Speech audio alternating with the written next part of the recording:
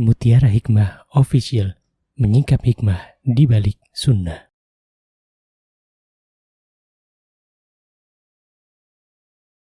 Salurkan donasi terbaik Anda untuk mendukung dakwah Mutiara Hikmah Official. Umroh akhir tahun plus daurah parenting Islami, sukses mendidik anak di zaman fitnah. Bersama Ustadz Hanan Yasir MA, Ustazah Imro'atul Azizah, 2 kali sholat Jumat. Kelas daurah parenting setiap hari. Konsultasikan dan daftarkan diri Anda sekarang juga. Mau haji yang gak pakai antri? Daftar sekarang, insya Allah 2024 berangkat. Gratis keberangkatan umroh sebelum haji. Dibersamai oleh Ustadz Hanan Yasir dan juga Ustazah Imro'atul Azizah. Buruan daftar sekarang juga, sebelum harga naik.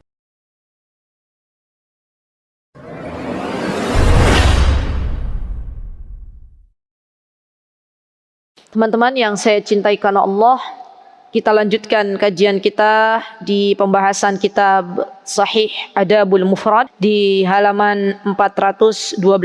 Silahkan tengok kanan kiri belakang depan, barangkali ada di antara kawan kita yang belum punya, maka kita berikan untuk bersama-sama belajar. Silahkan tengok kanan kiri depan belakang. Terima kasih Ibu sudah memberikan bukunya, meminjamkan. Jazakillahu khairah. Kenapa saya katakan demikian teman-teman? Itu merupakan bentuk kepedulian kita kepada saudara kita. Kita semua itu bersaudara. Kita semua bersaudara. Kita semua keturunan anak Nabi Adam alaihissalam. Dan hendaklah orang-orang beriman itu mengokohkan persaudaraannya, mengokohkan ukhuwahnya. Kenapa? Karena dengan kita bersatu, dengan kita menjalin ukhuwah Islamiyah, maka dengan itu pula Allah akan berikan kejayaan kepada umat Islam ini. Jadi biasakan kalau kita mau memulai kajian, kita tengok kanan, tengok kiri, belakang, depan, dan kita lihat apakah saudara kita sudah memiliki kitab atau belum. Jikalau belum, maka kita pinjamkan dan itu menjadi pahala untuk diri kita. Baik, sudah dibuka halaman 412, sudah. Di sini disebutkan, ini bukan hadis, ini perkataannya Muhammad ibnu Hanafiyah, nomor 686 atau 889, sanadnya sahih. Ada di situ tertulis. Ketika tertulis sanadnya sahih, maka dalam karya ilmiah ataupun ilmu hadis berarti sanadnya ini sampai kepada yang mengucapkan. Kalaulah itu sebuah hadis, maka hadis ini merupakan hadis yang marfu, yang bersandar kepada Nabi kita Muhammad SAW. Namun ini adalah ucapannya Muhammad ibnu Hanafiyah atau biasa terkenal dengan Muhammad al-Hanafiyah. Adakah yang kenal dengan laki-laki ini? Boleh angkat tangan. Pernah dengar namanya Muhammad al-Hanafiyah atau baru pertama kali dengar nama di sini? Baru. Alhamdulillah. Beliau adalah putranya Ali bin Abi Thalib, tapi bukan dari Fatimah.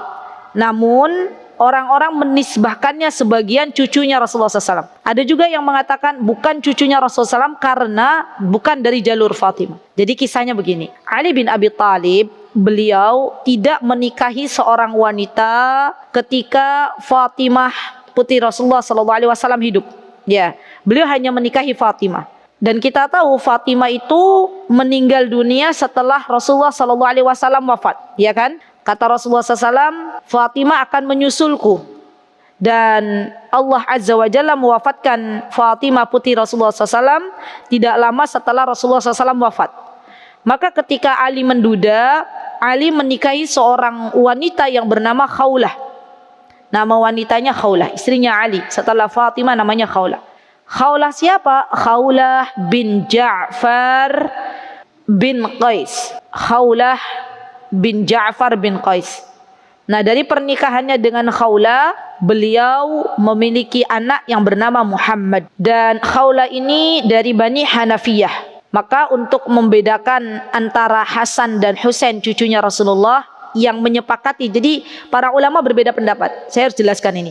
Apakah Muhammad ini bagian dari cucu Rasulullah atau bukan? Maka dari itu Muhammad al-Hanafiyah untuk dibedakan dengan Hasan Husain karena beda ibu, ya, maka orang-orang menisbahkan Muhammad ini ke bani ibunya. Tahu bani ibunya enggak? Ke suku ibunya, yaitu Al-Hanafiyah. Maka namanya adalah Muhammad Al-Hanafiyah. Jadi ini putranya Ali bin Abi Thalib. Muhammad Al-Hanafiyah ini dari kecil sudah dididik oleh Ali bin Abi Thalib menjadi seorang yang pemberani. Karena memang Ali bin Abi Thalib juga seorang pemberani. Ali bin Abi Thalib itu terkenal keberaniannya ketika beliau diberikan amanah untuk memegang panji di peperangan Khaybar, untuk memegang bendera di peperangan Khaybar.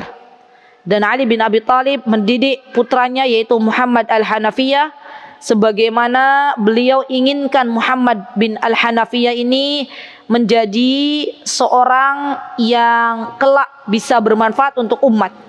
Jadi dari kecil Ali sudah mendidik Muhammad Al-Hanafiyah untuk pandai berperang, ya, berjihad di jalan Allah Subhanahu wa taala. Dan Muhammad Al-Hanafiyah ini ibu-ibu terkenal persis akhlaknya seperti Ali. Orangnya kalau di siang hari beliau berpuasa, kalau di malam hari beliau bangun salat malam dikala manusia terlelap tidur. Dan Muhammad Al-Hanafiyah juga beliau seorang yang pemberani, Masya Allah, ya. Orang-orang pernah mengatakan kepada Muhammad Al-Hanafiyah, "Wahai Muhammad Al-Hanafiyah, kenapa engkau ditempa oleh ayahmu siang hari untuk menjadi seorang pejuang, sedangkan kakakmu Hasan dan Husain tidak ditempa seperti engkau ditempa oleh ayahmu?" Maka Muhammad Al-Hanafiyah dengan ketawaduannya, dengan kerendahan hatinya, beliau mengatakan, "Hasan dan Husain kakakku ibarat mata bagi ayahku, dan aku ibarat tangan bagi ayahku, maka tanganku yang akan menjaga kakak-kakakku." Maksudnya saking sayangnya Muhammad Al-Hanafiyah kepada Hasan Husain, maka beliau mencoba untuk berbaik sangka. Masya Allah. Jadi Muhammad ini kakak adik sama Hasan Husain, satu ayah beda ibu, satu ayah beda ibu. Ayahnya sama, Ali bin Abi Thalib, ibunya saja yang berbeda. Kalau Hasan dan Husain ibunya adalah Fatimah, putrinya Rasulullah SAW. Kalau Muhammad ini ibunya adalah Khalah bin Ja'far bin Qais dari Bani Hanafiyah. Masya Allah. Jadi sekarang tahu ya bahwa Ali itu beliau punya istri selain Fatimah, namun menikahi Fatimah setelah Fatimah meninggal dunia. Sama seperti Rasulullah, cintanya kepada Khadijah begitu besar, ya. Maka beliau menikah kembali dengan wanita lain setelah Khadijah meninggal dunia. Ada yang mengatakan kalau begitu saya ingin menjadi Khadijah bagi suamiku, katanya ya. Pertanyaannya, kita dan Khadijah akhlaknya bagusan mana ya? Masya Allah, ya. Kalau Rasulullah SAW itu Masya Allah ya, beliau tidak menikah ketika Khadijah masih hidup, karena Rasulullah SAW sudah memilih Khadijah, dan Khadijah pun Masya Allah sudah menjadi istri terbaik bagi Rasulullah SAW. Masya Allah. Baik, apa yang disebutkan oleh Muhammad ibnu Hanafiyah, beliau termasuk dari tabi'in. Kalau gelarnya beliau tabi'in, kan ada sahabat, ada tabi'in. Nah beliau tabi'in, berarti beliau banyak berjumpa dengan para sahabat. Tabi'in itu adalah orang-orang yang banyak berjumpa dengan sahabat, tentunya dalam keadaan beriman dan meninggal dalam keadaan beriman. Masya Allah. Teman-teman di situ nggak ada bahasa Arabnya ya? Baik, saya bacakan bahasa Arabnya ya. Jadi cucunya dari Rasulullah SAW, ya, ada yang mengatakan cucunya, ada yang bukan, bernama Muhammad bin Al-Nahwiyah. Beliau berkata, saya bacakan bahasa Arabnya, apa yang dikatakan oleh beliau, Masya Allah. Dan ini nasihat untuk kita semuanya. Beliau mengatakan, "Laisa bihakimin man la yu'ashiru bil ma'ruf, man la yajidu min mu'asharatihi buddan, hatta yaj'alallahu lahu farajan au makhrajan." Kata Muhammad bin Al-Hanafiyah, beliau mengatakan, bukanlah orang yang baik. Jadi bukan orang yang baik. Orang yang seperti apa kriterianya? Bukan orang baik itu orang yang tidak bisa bergaul dengan cara yang baik, dengan orang yang harus dipergaulinya, sampai Allah memberikan kepadanya kelapangan atau jalan keluar. Maksudnya seperti apa? Jadi begini ibu-ibu, kita di dunia ini memiliki beberapa peran dan tugas. Di antara peran kita adalah hambanya Allah Subhanahu wa ta'ala. Maka kita harus menjaga hubungan baik kita dengan Allah, atau dalam bahasa Arabnya hablullah. Ya, kita mencintai Allah, kita benar-benar menjalankan kewajiban kepada Allah, dan kita benar-benar menjadi hamba yang terbaik di mata Allah. Yang kedua, peran kita adalah makhluk sosial. Kita tidak bisa hidup sendirian. Kita membutuhkan orang lain. Maka jagalah hubungan kita dengan orang lain dengan cara yang baik. Dan dalam kaidah berhubungan dengan orang lain, maka diantaranya Islam mengajarkan apa? Rasulullah SAW mengatakan, Tidaklah beriman sampai engkau memberikan apa yang engkau senangi kepada saudaramu. Subhanallah. Bahkan Allah Subhanahu wa taala pun Allah berfirman, "Lan tanalul birra hatta tunfiqu mimma tuhibbun." Tidaklah kebaikan itu bisa diperoleh kecuali kita telah menginfakkan apa-apa yang kita sukai. Masya Allah ya. Jadi dalam ukhuwah Islamiyah itu perlakukan orang lain sebagaimana kita ingin diperlakukan. Kalau kita mencintai sesuatu, maka berikan kepada orang lain. Saya pernah memberikan challenge ini ke jamaah Masjid Jogokarian waktu itu. Saya katakan ada tuh di kitab Tibyan fi Adab Hamalatil Quran. Saya bilang nanti pertemuan yang akan datang, tolong ibu-ibu bawa apa yang ibu-ibu cintai dan berikan kepada kawannya. Masya Allah, itu tiap bulan kajiannya di hari Jumat pekan keempat. Masya Allah, ada ibu-ibu loh, Masya Allah, yang dia catat itu PR, kemudian datang bawa buah.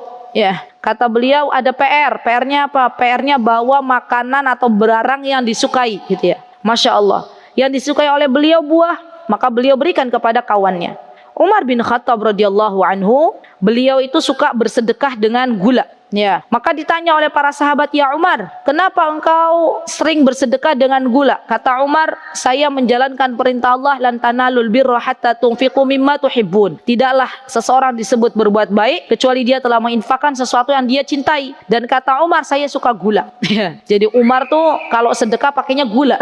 Punya uang, punya. Tapi beliau ingin mengamalkan firman-Nya Allah Subhanahu wa taala, dan juga beliau ingin mengamalkan apa yang disabdakan oleh Nabi kita Muhammad sallallahu alaihi wasallam. Jadi teman-teman, jikalau kita mendapati saudara kita, baik itu saudara kandung maupun bukan saudara kandung, Allah berikan kepada kita kawan yang baik, saudara yang baik, pegang itu. Hari ini untuk mencari kawan yang baik, untuk mencari saudara yang baik, itu gampang-gampang susah. Ya, maka ketika Allah Subhanahu wa taala memberikan rizki kepada kita tetangga yang baik, orang-orang yang baik, maka berbuat baiklah kepada mereka. Jagalah lisan-lisan kita untuk tidak menyakiti mereka. Jagalah apa yang membuat mereka terluka. Jangan sampai dengan lisan yang kita miliki akhirnya mereka tidak mau lagi dekat dengan kita. Banyak subhanallah teman-teman persaudaraan yang akhirnya di tengah jalan tidak bisa lanjut. Kenapa?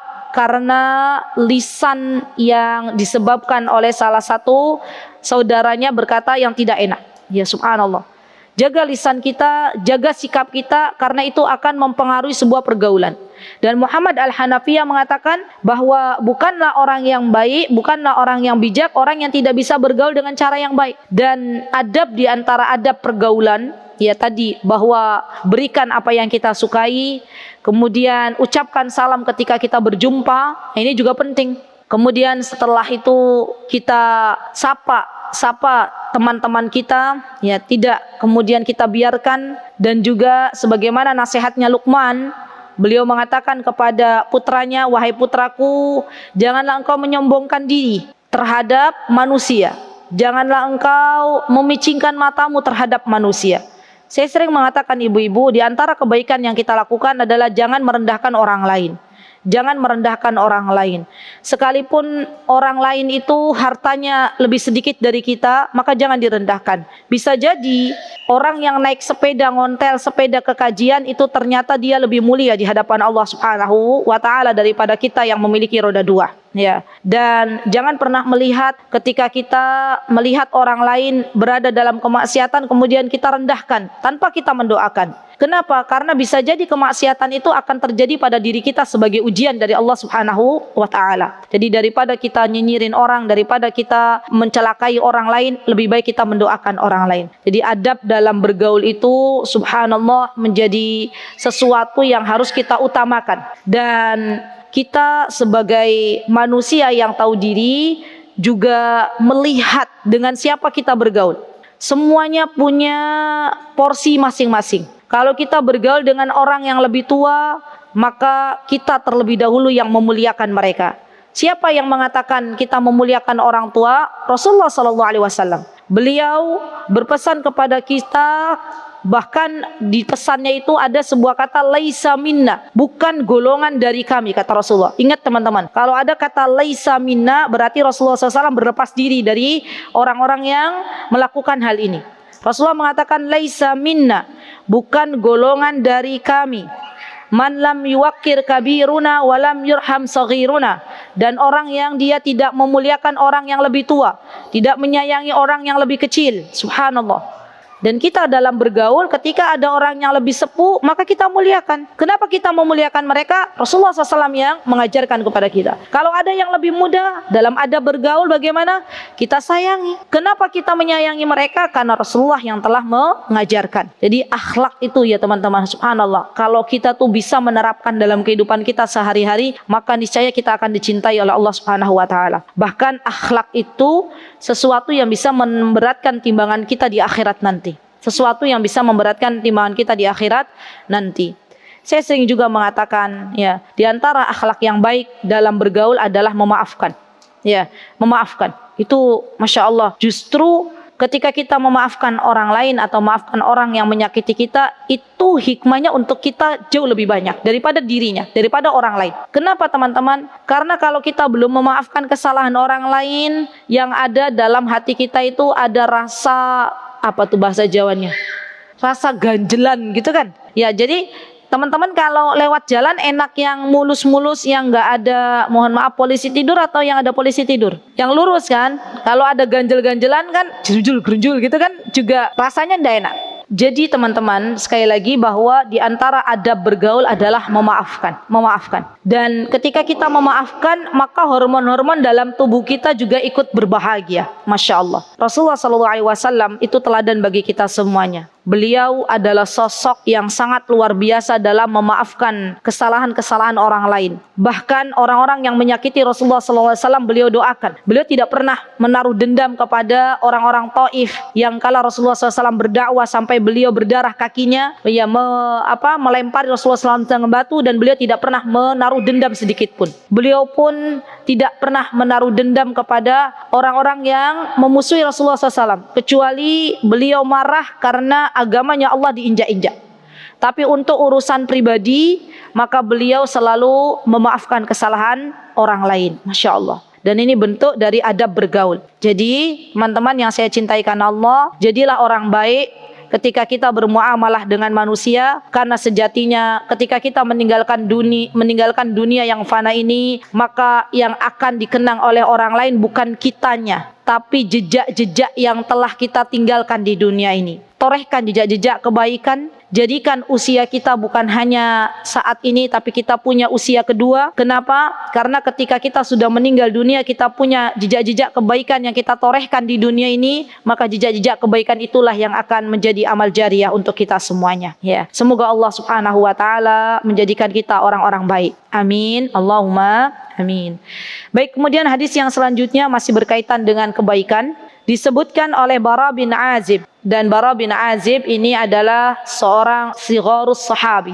Al-Bara bin Azib ini teman-teman adalah bagian dari kelompok sigharus sahabi. Berarti kalau ada sighar itu artinya junior, berarti ada senior, ya. Maka sahabat dibagi jadi dua. Ada kibarus sahabah, ada sigharus sahabah. Kibarus sahabah itu sahabat-sahabat senior, seperti Abu Bakar As-Siddiq, Umar bin Khattab, Utsman bin Affan. Itu adalah sahabat-sahabat senior. Ada sigharus sahabi. Siapa itu sigharus sahabi? Sigharus sahabi adalah orang-orang yang mana berjumpa dengan Nabi kita Muhammad SAW ketika usianya masih belia. Termasuk diantaranya Al-Bara bin Azib. Al-Bara bin Azib dulu beliau pernah mendatangi Rasulullah SAW untuk ikut serta perang Badar. Di tahun berapa perang Badar? Tahun kedua Hijriyah. Maka ketika itu usianya Bara bin Azib belum 15 tahun dan Rasulullah SAW menolaknya. Begitu pula dengan Abdullah bin Umar, putranya Umar, meminta kepada Rasulullah SAW agar diikut sertakan dalam peperangan Badar, maka Rasulullah SAW belum menerimanya karena usia yang belum cukup. Ya, jadi untuk menjadi seorang mujahid, seorang yang berjuang di jalan Allah, itu ada syarat dan ketentuannya. Ya, di antaranya apa? Di antaranya usianya sudah mencapai 15 tahun, kata para ulama. Dan ini diperbolehkan untuk ikut. Dan perlu diketahui ya teman-teman, usia 15 tahun bagi orang Arab itu cukup matang, sudah matang bahkan. Kenapa? Karena di sana itu pendidikan mereka kepada anak-anak mereka benar-benar pendidikan layaknya mereka mendidik orang dewasa. Kalau sudah 15 tahun, biasanya pendidikannya bukan lagi pendidikan kepada anak-anak kecil. Kita di Indonesia, usia 15 tahun kelas berapa? Kelas 3 SMP ya? Iya kan? 12 kan selesai. Itu kita ketika menghadapi anak-anak usia 15 tahun, kita masih mengatakan kita sedang mendidik remaja. Padahal dalam Islam 15 tahun itu sudah matang. Bahkan dalam Islam, usia 15 tahun bagi anak laki-laki itu sudah tidak lagi harusnya meminta uang kepada ayah bundanya. Nggak boleh lagi. Kenapa?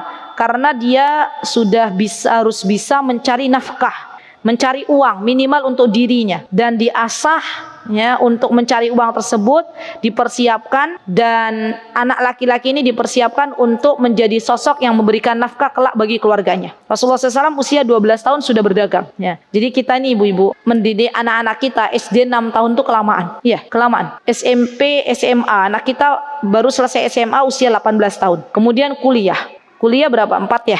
18 tahun tambah 4 berapa? 22. 22 baru selesai kuliah. Belum lagi nanti apa biasanya habis kuliah? Belum bekerja, apalagi koas gitu ya misalnya ya. Dan itu panjang perjalanannya. Padahal zaman dulu subhanallah teman-teman, usia 20 tahun itu sudah punya anak. Saya dulu di Yaman punya tetangga saya anaknya banyak. Saya tanya, antum nikah umur berapa toh? Saya nikah umur 11 tahun. Ya Allah, 11 tahun katanya. Iya, jadi dulu waktu saya di Yaman tuh banyak sekali wanita-wanita Yaman yang nikahnya tuh belasan tahun. Ya, ada yang 11 tahun, ada yang 14 tahun. Dan itu bukan aib di sana, bukan. Kemudian anak laki-lakinya, saya masih ingat pernah cerita ke ibu-ibu nggak? Waktu kami akikoh putri kami yang pertama, yang sulung itu, yang menyembelih kambing akikoh kami adalah anak laki-laki kelas 3 SD. Ya, dan itu sendirian. Dari mulai menyembelih sampai nguliti kulit kambingnya. Kita di Indonesia berjamaah. Ya, kita kalau di Indonesia orang mau nyembelih kambing 1 orang atau 2 orang, 3 orang. Satu pegang kakinya, kanannya satu pegang lagi ya kan. Dan itu bagian dari sebenarnya dari pendidikan kita. Ya. Jadi teman-teman, banyak di antara kita ini yang belum sesuai pendidikan untuk anak-anaknya dengan apa yang diajarkan oleh Nabi kita Muhammad SAW.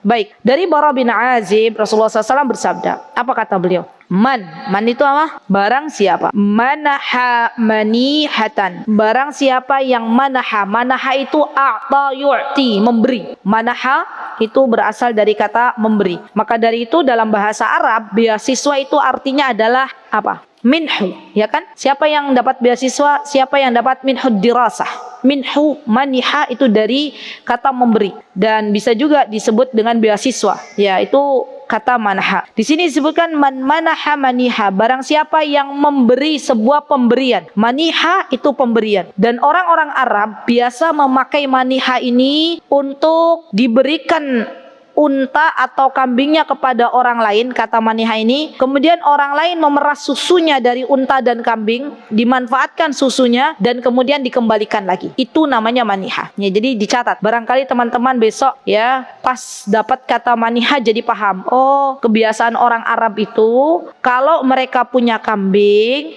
kalau mereka punya unta, maka biasanya mereka meminjamkan unta dan kambingnya kepada orang lain, memberikannya hanya untuk diperah susunya. Kemudian setelah itu dikembalikan kepada pemiliknya. Masya Allah. Masih ingat dengan kisah Ummu Ma'bad? Ada yang ingat dengan kisah Ummu Ma'bad? Yang Rasulullah SAW ketika itu beliau melewati sebuah tenda. Ya, di situ ada seorang wanita penggembala kambing, dan ketika itu Rasulullah SAW dan Abu Bakar lewat meminta susu dari kambing yang digembalakan oleh Ummu Ma'bad, dan akhirnya Ummu Ma'bad mengatakan belum siap ya kambing-kambing ini untuk diperah susunya. Maka Rasulullah SAW memegang salah satu kambing dari Ummu Ma'bad dengan meminta izin, dan Masya Allah sebagai mukjizat yang Allah berikan kepada Rasulullah sallallahu alaihi wasallam, maka kambing ini Masya Allah jadi siap untuk diperah susunya, Masya Allah. Dan ini bagian dari kebaikan yang diberikan oleh Ummu Ma'bad kepada Rasulullah sallallahu alaihi wasallam. Dan barang siapa yang dia memberikan susu kepada orang lain dengan memerah langsung dari hewan ternaknya, di sini disebutkan ya, au hada zuqaqan, atau memberikan jalan kepada orang lain. Dan jalan di sini dibagi jadi dua. Ada secara hissi, ada secara maknawi. Misalnya apa secara hissi? Ada orang tanya kepada kita. Dulu sebelum ada Google Map, kita pakainya apa? Bertanya kan, manual. Kalau ada orang bertanya alamat kepada kita, kita jawab, tunjukkan jalannya Bu. Nanti dari sini lurus, belok kanan. Berapa meter belok kiri gitu kan ya. Nah ini adalah terhitung sebagai sedekah, Masya Allah. Dan Masya Allah ya, di dalam Islam tuh kebaikan sekecil apapun tidak ada yang sia-sia di hadapan Allah Subhanahu wa Ta'ala. Jadi di antara kebaikan yang bisa kita lakukan, kalaulah kita tidak punya susu yang kita berikan kepada orang lain, maka kita bisa menunjukkan jalan bagi orang yang tidak tahu jalan. Ya, itu secara hissi. Kalau secara ma'nawi, menunjukkan jalan bisa diartikan adalah memberikan petunjuk kepada orang lain. Apa yang bisa kita lakukan dalam kehidupan kita sehari-hari? Kita share flyer kajian, misalnya. Itu juga dari bagian menunjukkan jalan. Jalan apa? Jalan hidayah. Subhanallah teman-teman. Kalau kita men-share flyer kajian di media sosial kita, kemudian kita qadarullah mau kajian ada udzur nggak bisa datang, kawan-kawan kita yang kita share Allah mudahkan untuk datang, 20 orang misalnya. Kenapa 20 orang satu pondok datang? Maka pahala dari kawan-kawan kita itu Allah hadiahkan untuk kita tanpa mengurangi pahala kawan kita yang datang ke majelis ilmu. Pahala apa? Pahala dari bermajelis dan mengajak kebaikan kepada orang lain, menunjukkan jalan, baik itu jalan yang hakiki tadi yang secara hissi ataupun jalan maknawi, yaitu menunjukkan ilmu, menunjukkan flyer kajian, maka kedua-duanya baik. Kedua-duanya baik. Ya Masya Allah. Gunakan sosial media kita dengan bijak. Apa diantaranya? Kita sebarkan kebaikan. Kita ajak orang lain untuk duduk di majelis ilmu. Kita sebarkan kata-kata yang baik agar orang lain bisa mengenal Islam lebih dalam lagi. Dan ini merupakan kebaikan yang bisa kita lakukan. Jadi jangan sepelekan, saya udah tahu kok di Masjid Al Hidayah ini tiap hari Kamis ada kajian. Paling orang-orang lain juga tahu. Ya belum tentu. Belum tentu. Masya Allah ya teman-teman, ketika kita men-share flyer, kita niat, ya Allah, saya share flyer ini benar-benar niat pengen memberikan kebaikan untuk orang lain, pengen membagikan kebaikan untuk orang lain, saya pengen pahala di sisimu. Kemudian dengan share itu Masya Allah pahalanya banyak ya. Ataupun kata-kata yang diambil dari Al-Quran dan hadis, kan sekarang banyak tuh di IG itu. Kita sebarkan, itu juga bentuk dari kebaikan. Masya Allah. Menunjukkan jalan kepada orang lain bisa dengan berbagai macam cara. Di antaranya dengan cara membagikan kata-kata yang bagus dari Al-Quran dan As-Sunnah, ataupun kita bisa mengajaknya untuk bermajlis ilmu. Baik. Auqala tariqan. Jadi zuqaqan itu artinya adalah tariqan. Arti kata zuqaqan itu tariqan. Subhanallah. Di sini disebutkan barang siapa yang memberikan sebuah pemberian, ya tadi yang dimaksud dengan maniha dalam memberikan susu atau menunjukkan jalan, kana lahu idlu itaqi nasamati, maka dia mendapatkan pahalanya seperti membebaskan nasamah. Nasamah itu adalah Raqabah itu budak. Jadi ketika kita memberikan jalan kepada orang lain, pahalanya itu seperti kita membebaskan budak. Dulu teman-teman, di zaman Rasulullah SAW budak itu diperjualbelikan ya. Jadi masih ada perbudakan dan harganya cukup mahal karena dia manusia. Maka di antara kebaikan yang dulu bisa dilakukan oleh para sahabat zaman dulu adalah membebaskan para budak. Ya, membebaskan para budak itu sebuah kebaikan yang sangat luar biasa. Kenapa? Karena budak ini ketika dibebaskan oleh seseorang dia jadi merdeka, dan ketika merdeka dia tidak lagi terikat dengan tuannya.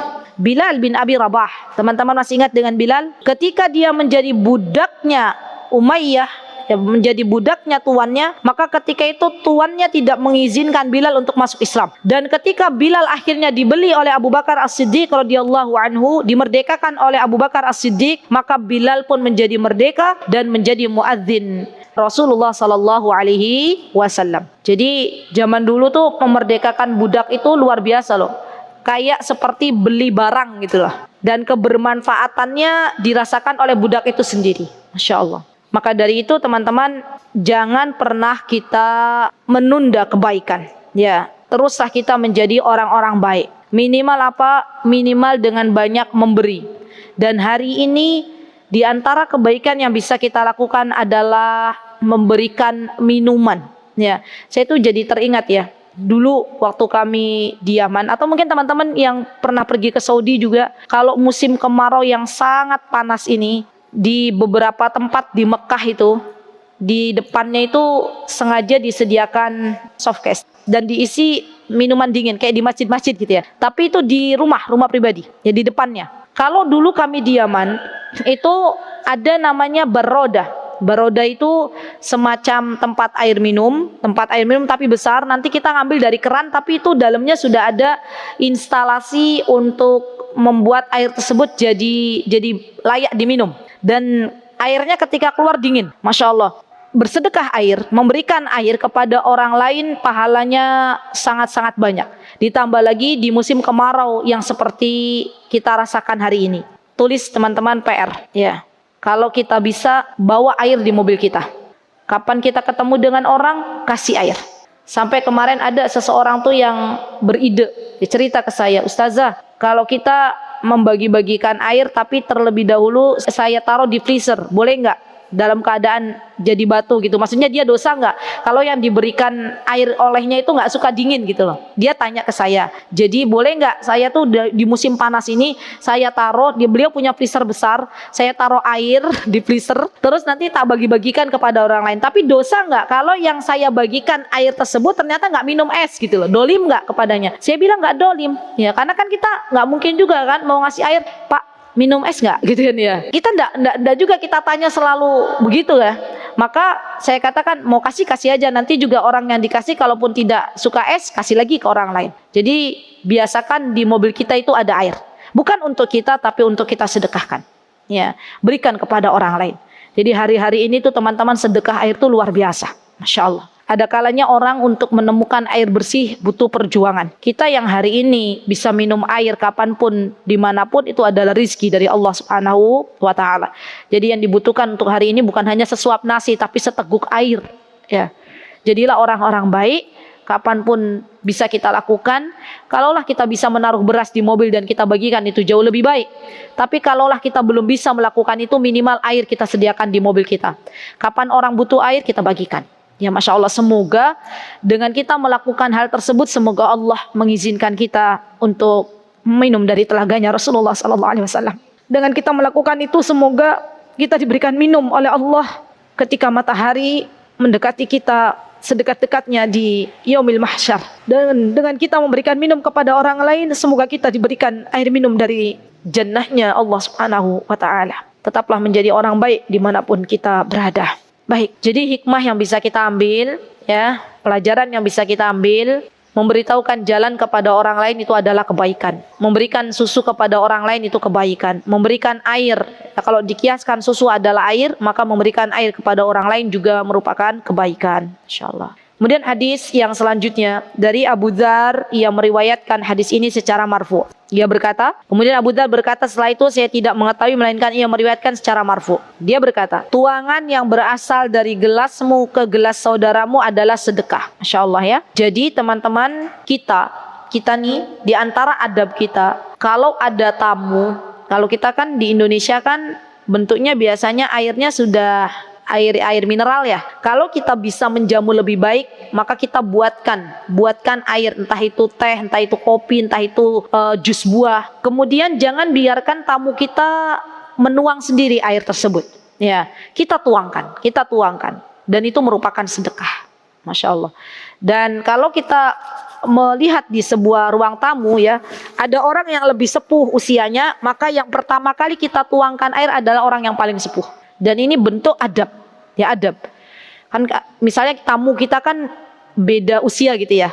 Di situ ada orang sepuh, kita bawa seteko, jus kita bawa jus misalnya. Maka kemudian kita tuangkan ke tamu-tamu kita dan itu bagian dari sedekah. Masya Allah, masya Allah. Kemudian di sini ajakanmu untuk berbuat baik dan laranganmu untuk berbuat mungkar merupakan sedekah. Jadi amar ma'ruf nahi mungkar itu bagian dari sedekah. Amar ma'ruf nahi mungkar itu bagian dari sedekah. Teman-teman, sedekah itu cakupannya luas. Di antaranya adalah ketika kita melihat orang lain berbuat kemungkaran, maka kita wajib hukumnya untuk beramar ma'ruf nahi mungkar.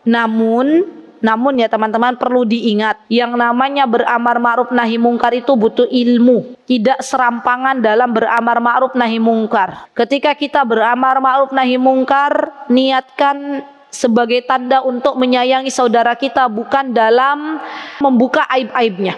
Ya, ketika kita melihat orang lain berbuat kemungkaran, niatkan bahwa itu adalah ibadah di hadapan Allah Subhanahu wa taala. Bukan kita meminta orang tersebut untuk memuliakan kita, bukan. Jadi benar-benar semata-mata karena ini bagian dari perintah Allah Subhanahu wa taala. Dan akidah Ahlus Sunnah wal Jamaah dalam beramar ma'ruf nahi mungkar itu harus seimbang. Perlu diingat. Jadi kan ada tuh kata Rasulullah SAW, umatku terpecah belah menjadi berapa golongan? 73, ya kan?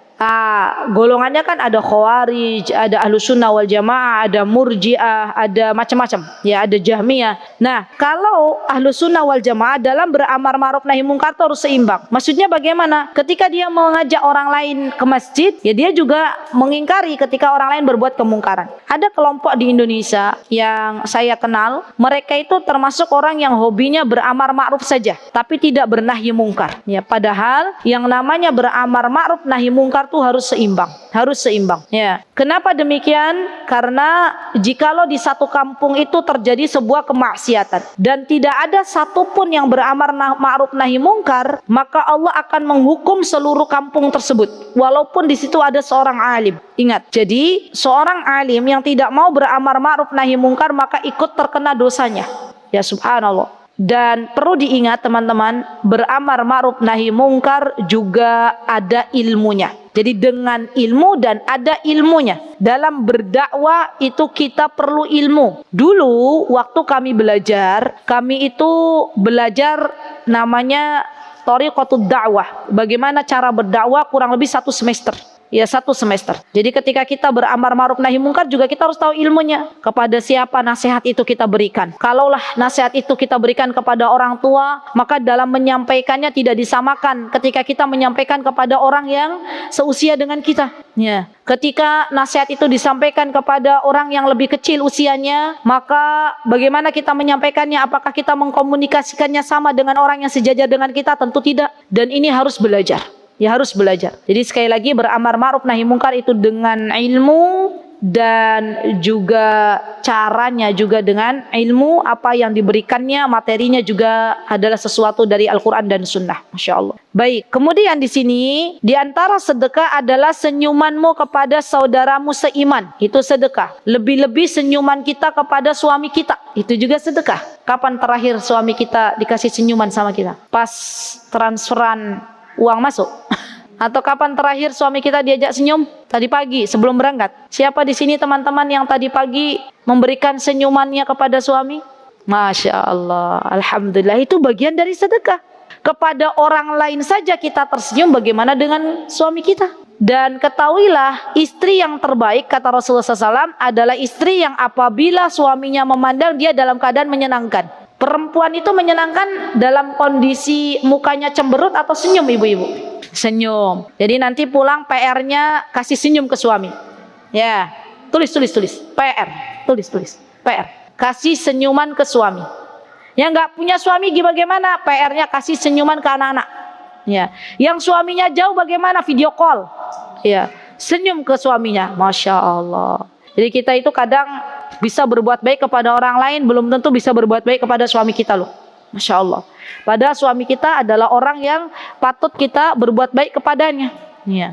Dan kadang kita itu Masya Allah bisa berbuat baik kepada orang tua kita dan berat berbuat baik kepada suami kita. Padahal suami kita adalah neraka kita atau surga kita. Masya Allah. Baik, jadi senyum kepada saudara kita itu juga bagian dari sedekah. Bagi yang berniqab gimana, kan senyumnya nggak kelihatan gitu ya. Gimana caranya? Ayo, senyum matanya nggak bisa ya. Gimana caranya?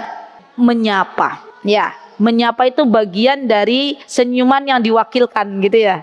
Dan kelihatan kok, kelihatan dari cara kita bermuamalah dengan manusia ya. Orang-orang yang hobi menyapa biasanya hobi tersenyum. Ya, maka kita yuk kalau kita ketemu orang maka kita sapa walaupun kita berniqab. Ya, menjadi orang yang baik itu mudah teman-teman. Caranya apa? Sapa orang lain, kasih salam. Walaupun orang yang belum kita kenal sekalipun. Ada jamaah baru datang ke kajian, kita sapa. Assalamualaikum ibu, assalamualaikum mbak, dari mana? Silahkan masuk ke Masjid Al-Hidayah. Kenalkan, saya Fulanah dari mana? Dari Jalan Kaliurang gitu ya. Senang berjumpa dengan antum, senang berjumpa dengan mbak. Kira-kira yang diajak bicara itu senang nggak mbak? Senang. Apalagi pertama kali dia datang kajian, alhamdulillah gitu ya. Pertemuan pertama begitu mempesona ya. Pertemuan pertama begitu nyaman gitu kan. Saya banyak tuh dapat curhatan dari jamaah yang merasa senang gitu loh ketika dia datang ke sebuah kajian, di situ orangnya welcome, orangnya ramah-ramah, Masya Allah. Dan kalau saudara kita datang kembali untuk kajian karena pernah ya nyaman dengan kita, kita dapat pahalanya, Masya Allah. Sebaliknya, kalau ada jamaah kajian baru datang, kita pura-pura dia sih orang baru, saya ini udah lama dari pertama KUY itu ada gitu ya, sudah ikut kajian misal ya. Saya nggak maulah dengan dia baru ikut gitu. Saya maunya temenannya sama yang udah lama-lama aja kajian. Wah subhanallah. Kalau kita berbuat demikian ya akhwat, bisa jadi perempuan ini nggak mau datang lagi karena merasa dia tidak ada yang menemani. Jadilah orang baik, sapa saudara-saudara kita diawali dengan salam. Ya baik. Kemudian di sini begitu pula termasuk sedekah ketika engkau menyingkirkan batu. Subhanallah. Duri dan tulang yang menghalangi jalan. Dan para ulama mengkiaskan seluruh apa yang menjalani jalan, baik itu paku maupun ranting, maka ketika kita menyingkirkannya dengan niat agar tidak menyakiti saudara kita, itu dihitung sedekah. Masya Allah. Jadi Islam itu mengajarkan untuk peduli dengan alam sekitar. Islam mengajarkan untuk peduli dengan orang sekitar. Ya, kalau ada orang yang menyebarkan paku agar orang lain bisa terkena, maka itu hanyalah oknum dan bukan dari ajaran Islam. Ya. Jadi Islam itu mengajarkan untuk menyingkirkan, bukan untuk memberikan madarat, bukan untuk membahayakan orang lain. Pernah nggak ibu-ibu dengar berita ada orang yang menyebarkan paku sengaja itu? Pernah dengar? Pernah. Ya, kita doakan orang-orang yang demikian, kita doakan ya Allah, semoga rizkinya dilapangkan oleh Engkau, semoga diampuni dosanya oleh Engkau, semoga ia diberikan hidayah. Yang tadinya menyebarkan paku, semoga besok dia menyebarkan manfaat untuk orang lain. Ya kita doakan, Masya Allah. Baik, kemudian di sini serta tindakanmu menunjukkan jalan kepada orang yang tersesat. Nah ini dia, sama, menunjukkan jalan itu bagian dari kebaikan. Terutama ya teman-teman, kalau ada orang tunanetra juga kita bisa loh menuntun, menyeberangkan jalan, itu juga bagian dari sedekah. Masya Allah. Sebaliknya di sini ada di hadis yang selanjutnya, satu lagi hadisnya, la'anallahu man kammaha a'ma anis sabil. Allah melaknat siapa yang menyesatkan orang yang tidak tahu jalan. Maksudnya a'ma itu orang yang nggak tahu jalan malah disesatkan, tapi tidak dengan Google Map. Ya tidak dilaknat Google Map. Kan kadang ada ibu-ibu pakai Google Map, ya kemudian apa disesatkan, loh kok ini sawah depannya. Pernah nggak disesatkan oleh Google Map? Pernah, sampai ke tempat yang kita bingung kalau mau muter mobilnya gitu ya. Nah, kita nggak usah kesal ke Google Map. Ya. Google Map itu mesin, dan dia nggak dilaknat juga. Yang terlaknat itu siapa? Kalau manusia, dia menyesatkan orang lain, jail ke orang lain. Harusnya belok kanan, rumah yang dituju kita bilang belok kiri. Ya, ini yang nggak boleh. Dan kaidah tolong ditulis, kalau ada kata la'an baik dari Al-Qur'an maupun dalam hadis, maka itu bagian dari dosa besar. Ya, sesuatu yang ada kata-kata la'anallah, la'anal malaikah, itu menunjukkan dosa besar. Apa contohnya ibu-ibu? Contohnya apa? Terlaknat seorang wanita yang menyambung rambutnya, gitu kan?